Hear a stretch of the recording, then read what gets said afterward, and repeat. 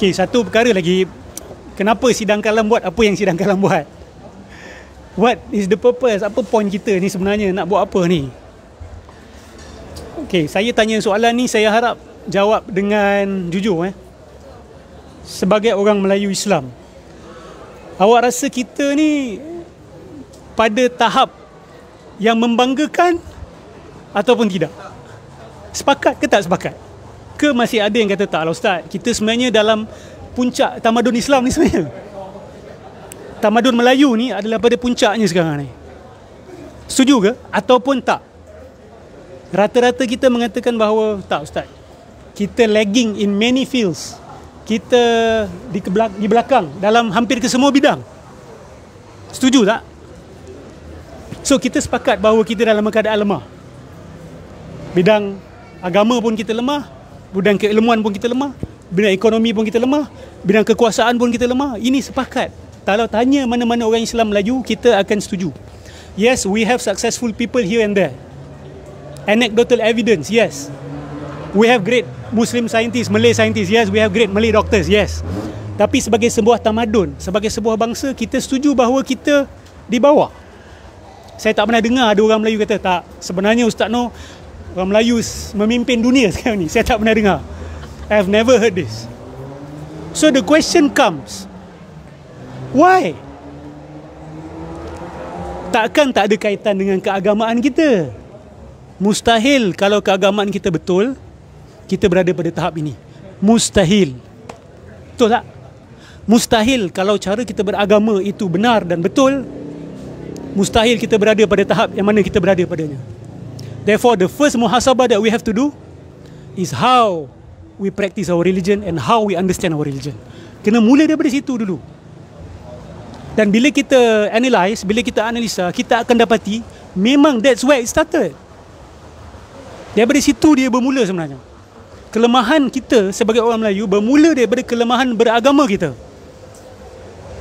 Kelemahan sampainya Islam kepada kita sekarang ni. Saya tak kata macam mana Islam datang secara sejarah, tidak. Tapi secara peribadi masing-masing, macam mana Islam sampai kepada kita? Rata-rata orang Melayu kita terima Islam, adakah melalui pencarian yang bersungguh-sungguh?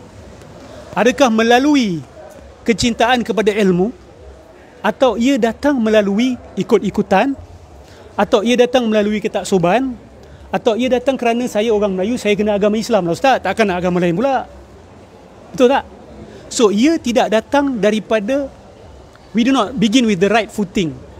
I'm talking about now, I'm not talking about 200 years ago, 300 years ago. I'm talking about today, hari ini. Soalan seterusnya adalah, kenapa boleh sampai level macam tu? Why are we like that in the first place? Kenapa keberagaman kita macam tu? Pada pandangan kami di sidang kalam, salah satu punca terbesar keberagamaan orang Melayu ini mundur, yang akhirnya menyebabkan kemunduran dalam aspek-aspek lain, adalah aliran tasawuf batini yang telah meresap masuk ke dalam keberagamaan kita lebih 300, 400, 500 tahun sebenarnya. Yang mana ciri-ciri utama aliran tasawuf batini ini memang benar-benar boleh menghancurkan sebuah tamadun. Kalau ajaran sufi batini ini tersebar dekat mana-mana bahagian dunia ni, tamadun di tempat itu akan roboh. Tamadun di tempat itu akan hancur. Ada yang tanya, Ustaz, tapi zaman Ibn Arabi itu tamadun Islam as its peak in all fields. Dalam bidang sains, dalam bidang teknologi, bahagian pengkajian dalam bidang mysticism is at its peak during Ibn Arabi's time, during Rumi's time. So what makes you say that gerakan batini, sufi batini inilah yang membuat kejatuhan? Zaman Ibn Arabi, saya boleh kata, dia adalah zaman pengasasan teori. Is the theoretical punya phase. The blooming of that theory berlaku 100, 200, 300 tahun selepas itu. Apa kesan dia? Kita buat satu case study tentang kerajaan ataupun Empire Mamluk. Empire Mamluk ni, kalau awak nak tahu, dia adalah sebuah empire Islam yang mengasaskan diri dia di atas tasawuf falsafi batini Ibn Arabi and the gang. Saya tak nak cakap pasal Uthmaniyah dulu. We do not talk about Uthmaniyah dulu. Sebab Uthmaniyah ada ulama-ulama yang menentang gerakan Ibn Arabi pada waktu pengasasan kerajaan Uthmaniyah itu sendiri. Tapi kerajaan Mamluk, they practice it full force. Sehingga sampai satu era, kerajaan Mamluk itu, golongan Sufi Majzub bersepah dekat tepi jalan. Dan dia orang betul-betul dianggap sebagai wali-wali Allah. Cuba bayangkan, orang tak mandi, orang telanjang.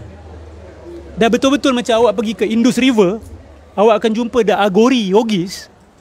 The exact same thing happen in the Islamic Empire. Gerakan Urian ada, gerakan ni. Dan dia orang boleh cakap apa dia nak cakap. Maki Quran, maki Rasulullah. Wali. Tapi orang awam berkata wali. Wallahi. This is recorded in history.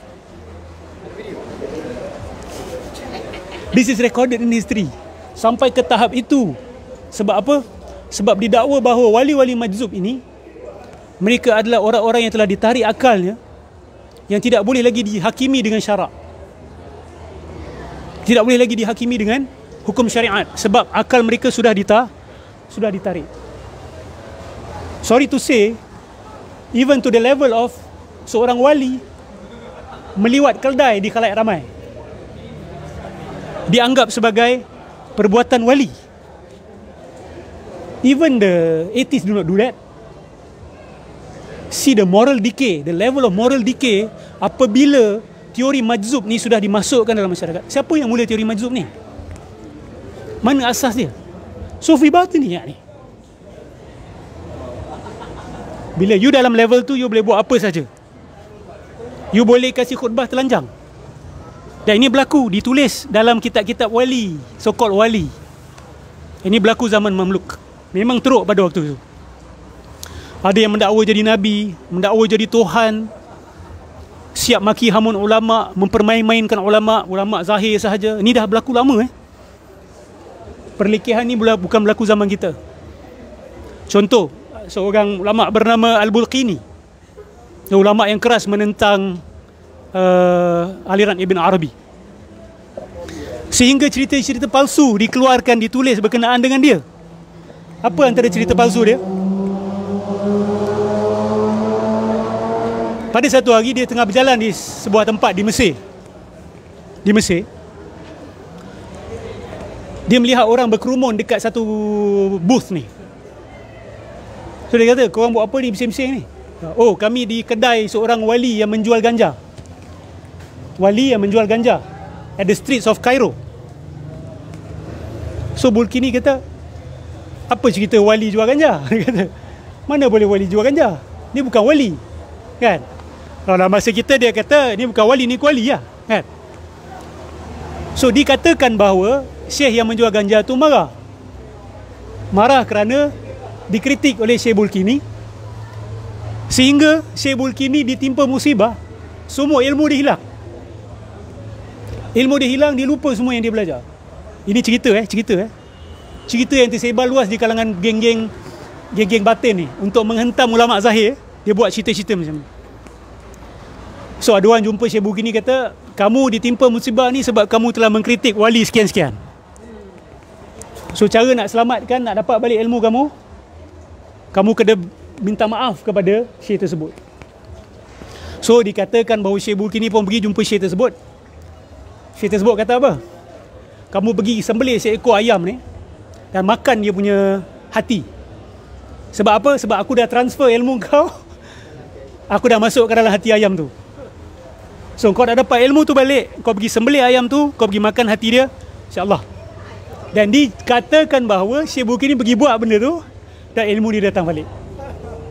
Ini cerita palsu, ini cerita fabricated. Tapi saya tahu benda tu, maknanya saya nak tahu yang story dia dapat balik. Dalam cerita tu kata dia dapat balik ilmu dia. Sebab dia dah makan hati ayam tu. Okey. Cerita-cerita macam ni bersepah dekat dalam buku-buku dia orang ni. Tapi langsung tak ada sanad. Langsung tidak ada apa kita kata authenticity, dan memang kita kata lawak jenaka. Dan ini tujuan dia untuk menghina ulama-ulama zahir dan untuk mengangkat ulama-ulama batin ini. Ibn Hajar Al-Asqalani pun kena. Dekat depan Masjid Al-Azhar dia kata dia lalu, Dia nampak seorang yang dikata wali jual ganja. Ni cerita ganja juga ni. Ni nak angkat ganja ni. Lepas tu dalam hati dia terdetik, apa wali buat macam ni? Lepas tu dia jadi imam. Jadi imam dia terlupa Fatihah. Dia terlupa Fatihah. Lepas tu dia pun tanya kenapa jadi macam ni. Orang pun kata, oh, sebab engkau bersangka buruk kepada Syekh Fargal tu, dia kata. Syekh Fargal yang jual hashish tu. Orang kita pula baca, oi, ni level majzub ni lain, kita tak boleh hukum dia orang. Dia orang jual hashish ke, dia orang ambil drug ke, dia orang telanjang ke tempat orang ke, you cannot judge them. Sebab ulama zahir pun tunduk pada dia orang. Jadi kamu tak boleh guna Ibn Hajar, kamu tak boleh guna Al-Bulqini, kamu tak boleh guna sesiapa pun, Al-Baqillani ke, itu semua level low. Nampak tak permainan dia orang pada minda tak? Di Indonesia, wali majzub sat okok, tak tutup aurat, diletak atas mimbar dan tabarruk, semua orang tabarruk. This is, the stench is so great. The stench is so great. Islam is anti that. If you ask me what Islam is a religion that is against that. Dia adalah agama yang dihantar oleh Allah untuk langgar benda tu. Yes. Kalau kita ada satu community, Yeah. masing-masing ada pendapat masing-masing kan. Ya. Yeah. Kita tak boleh nak create satu order. Macam mana boleh kubur oleh satu negara? Based on that philosophy. Dia macam ni ya. Bila ada orang-orang seperti Ibn Arabi ni yang ada pengaruh kepada orang-orang tertentu, ahli politik akan exploit. Ahli politik akan exploit. Saya nak kuasa, saya nampak awak ada pengaruh dan awak pula perlukan perlindungan. Let's come together. I protect you, you bring me crowd. I protect you, bring you. Ini strategi sampai ke lar ni. Betul tak? Kerjasama umara dengan ulama su. So umara ini akan mempertahankan kesesatan ulama su itu, dan ulama su ini akan mempertahankan legitimasi khalifah yang su itu. This is boleh kita kata sebagai ialah saling memanfaatkan. So sebahagian khalifah ataupun empire-empire Islam dia naik dengan cara itu. Tapi bila saya kata dia naik dengan cara itu, tidak bermakna semua yang mereka buat salah. It's impossible for an empire to do everything that is wrong. Kita ambil contoh kerajaan Osmaniyah. Kan? Kerajaan Osmaniyah punya pengasasan tu, kalau tengok Ertugrul, kita tahu peranan Ibn Arabi yang dipaparkan. Tetapi ada orang tak setuju, kata Ibn Arabi punya peranan tidak sebesar yang dipaparkan dalam Ertugrul. Tapi let's take it as it is. Katalah memang peranan Ibn Arabi dalam menubuhkan kerajaan Osmaniyah itu sangat besar dan sangat berpengaruh. Itu tidak mengabsahkan aliran dia, dan itu juga tidak mengabsahkan the legitimacy of sebahagian khalifah Osmaniyah. Okay? Sebab mereka bukan dalil kebenaran kita. Mereka bukan dalil kebenaran kita. Jadi apabila ada kerjasama politician dengan ulama ni, of course they can build any empires. Simple example lagi adalah tertubuhnya kerajaan sorry bagi tak setuju kerajaan Saudi, kan? Kerjasama di antara umara dengan ulama pada waktu tu. Saya tak nak kata su ke tak su. Saya hanya nak kata bahawa bagaimana umara dengan ulama come together, they ended up establishing an empire, a state.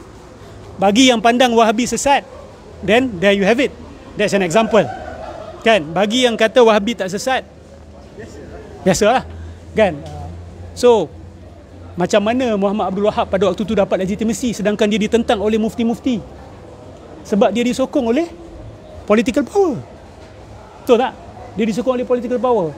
Even though dia mungkin tak ada sokongan majority, tapi the authority nampak ada potensi untuk geng ni mempertahankan legitimasi kuasa aku. So dia angkat. So that's what happens in some parts of our history lah. Allahu a'lam.